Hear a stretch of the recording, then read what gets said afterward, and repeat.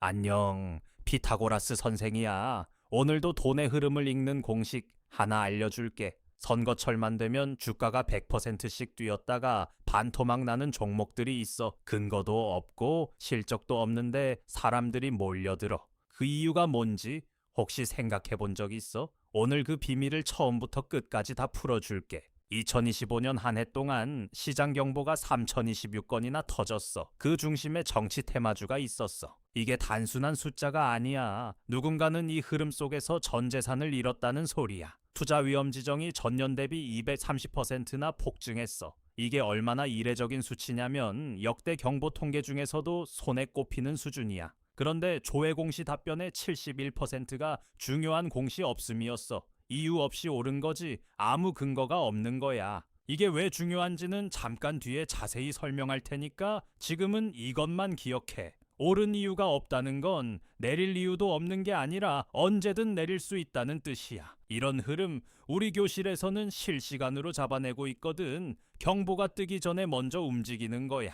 어떻게 그게 가능한지도 오늘 다 알려줄게. 자세한 건 영상 끝에 설명할 테니까 일단 본론부터 들어가 보자. 오늘은 정치 테마주가 뭔지, 왜 매번 피해가 반복되는지 전부 풀어줄게. 그리고 어떻게 대응해야 하는지까지 한 번에 정리해 줄 거야. 3교시 끝에는 실질 가치가 있는 종목도 딱 하나 공개할 거야. 그러니까 중간에 끄지 말고 끝까지 봐. 준비됐으면 바로 시작한다.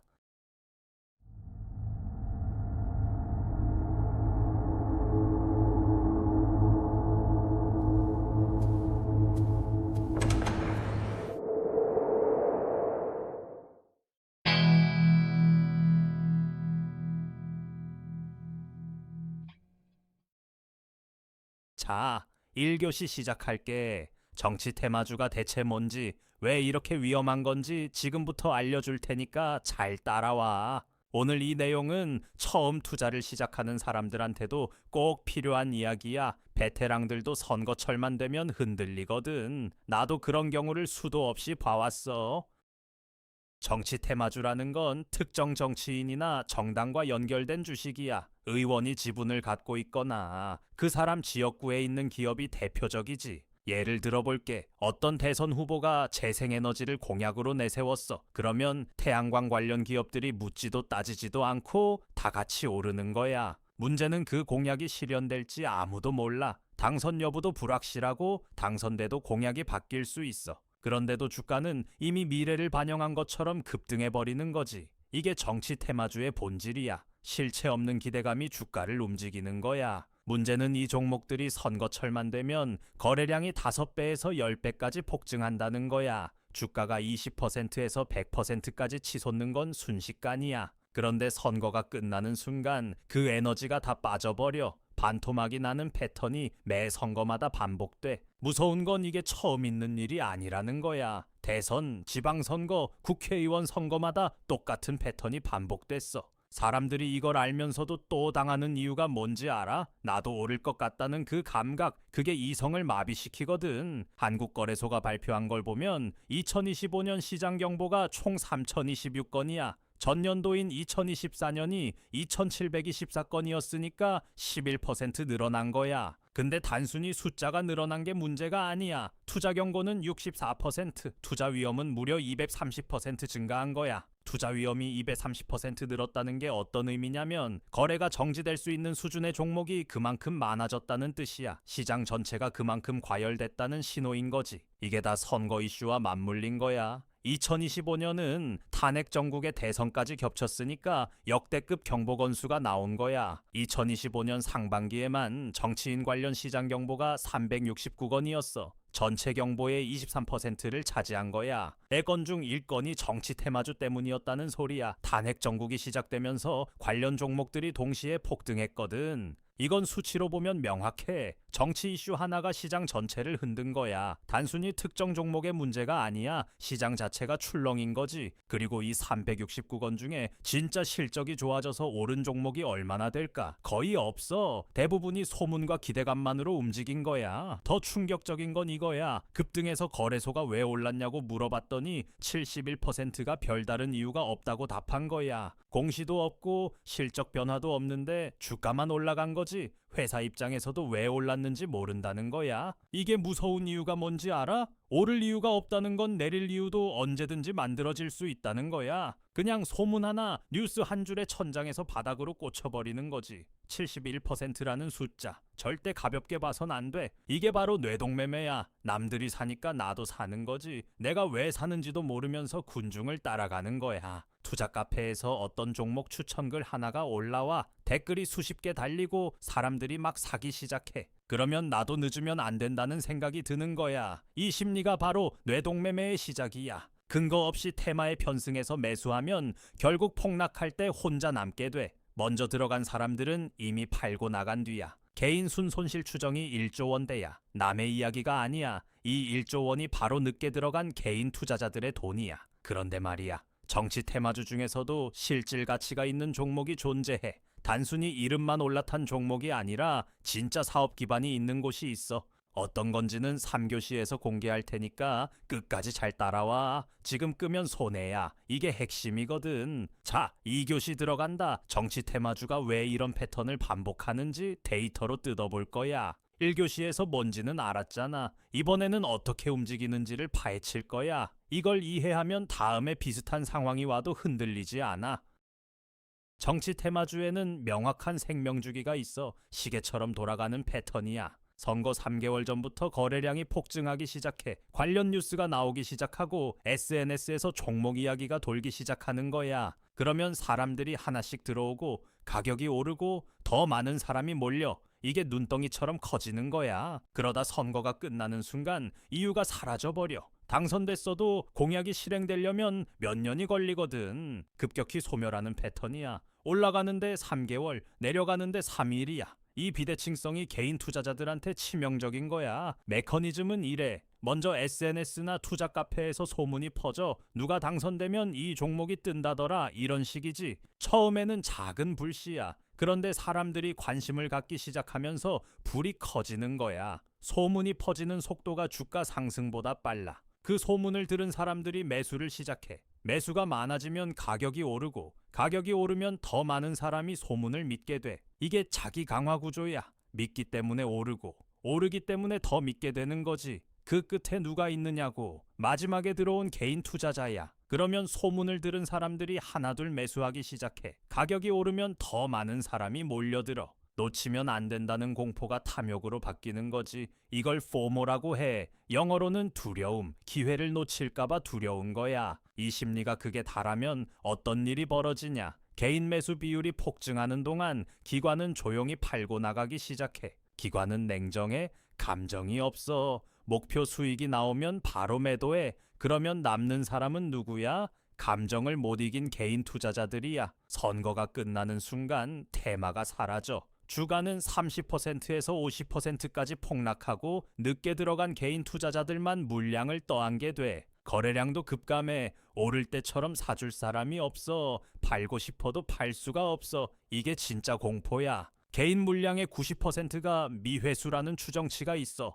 들어간 사람 대부분이 손실을 안고 버티고 있다는 거야. 이 구조를 한 번이라도 직접 겪어본 사람은 알아. 오를 때의 짜릿함보다 내릴 때의 고통이 훨씬 크다는 걸. 2025년이 딱 이 패턴이었어. 탄핵 정국 때 경보가 369건 터졌고 대선 전에 PER이 50배를 넘겼어. PER이 50배라는 게 어떤 의미냐면 회사 이익의 50년치를 주게 먼저 반영했다는 뜻이야. 이게 얼마나 비이성적인 과열인지 알겠지? 대선이 끝나자 테마가 증발했어. 하반기에는 반도체랑 AI로 시장이 완전히 바뀌었지. 정치 테마에 물려있던 사람들은 시장이 새로운 흐름으로 가는 걸 그냥 지켜봐야 했어. 기회비용까지 생각하면 손실이 2배인 셈이야. 2025년은 이 패턴을 가장 선명하게 보여준 해였어. 역사는 반드시 반복된다는 걸 명심해. 이제 그 다음이 핵심이야. 이 패턴을 알면 어떻게 대응할 수 있을까? 잠깐, 이걸 들어야 3교시 내용이 이해돼. 정치 테마주 중에서도 살아남는 종목의 비밀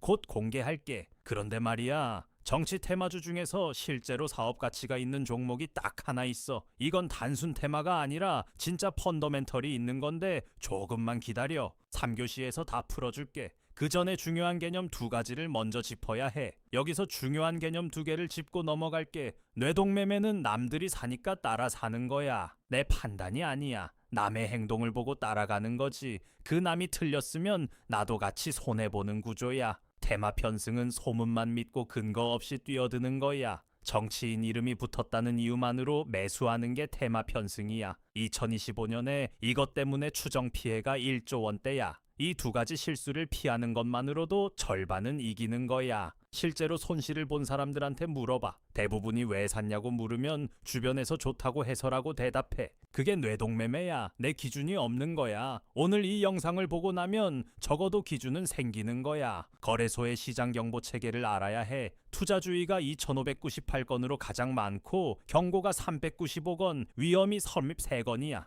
투자주의는 일단 조심하라는 신호야. 비교적 이른 경보야. 투자 경고는 이미 과열이 심각하다는 거야. 투자 위험까지 가면 매매 거래가 정지될 수 있어. 사고 싶어도 살 수 없고 팔고 싶어도 팔 수 없는 상황이 생기는 거지. 그러니까 경보 단계를 절대 무시하면 안 돼. 경보가 뜬 종목을 쫓아가는 건 불붙은 집에 뛰어드는 거랑 같아. 투자주의 단계에서 이미 위험하다고 봐야 해. 경고 이상이면 그냥 거들떠도 보지 마. 정리하면 위험 신호는 네 가지야. 첫 번째, 공시 없이 급등하는 경우야. 두 번째, 거래량이 5배 이상 폭증하는 거야. 이건 비정상적인 수요가 갑자기 몰렸다는 신호야. 세 번째, PER이 50배를 초과하는 경우야. 기업 이익 대비 주가가 지나치게 부풀어 있다는 뜻이야. 네 번째, 정치 이슈와 직접 연동되는 종목이야. 이름이 나온 정치인이 낙선하거나 이슈가 바뀌면 바로 폭락해. 이 네 가지가 동시에 보이면 절대 들어가면 안 돼. 하나만 있어도 조심해야 하는데 넷이 겹치면 그냥 패스해. 자, 마지막 교시야. 아까 말한 그 종목 지금 알려줄게. 그리고 생존 전략까지 한 번에 정리해 줄 거야. 이게 오늘 영상의 핵심이니까 집중해.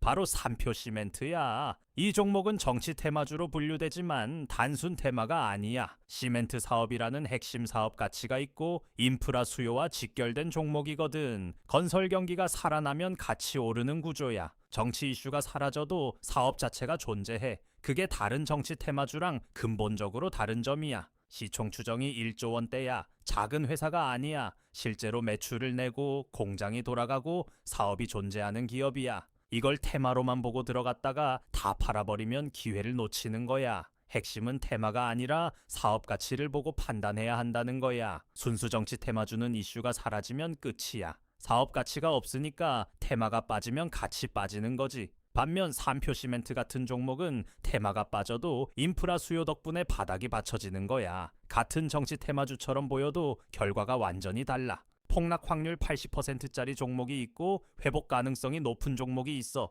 차이는 딱 하나야. 사업 가치가 있느냐 없느냐야. 그걸 구분하지 않으면 다 같은 도박판이야. 구분할 줄 알면 기회를 볼 수 있는 거야. 자, 생존 전략 첫 번째. 공시를 반드시 확인해. 급등한 이유가 공시로 설명되는지 확인하는 거야. 공시가 없으면 그냥 소문이야. 들어가면 안 돼. 두 번째, 거래량이 5배 이상 뛰면 경계해야 해.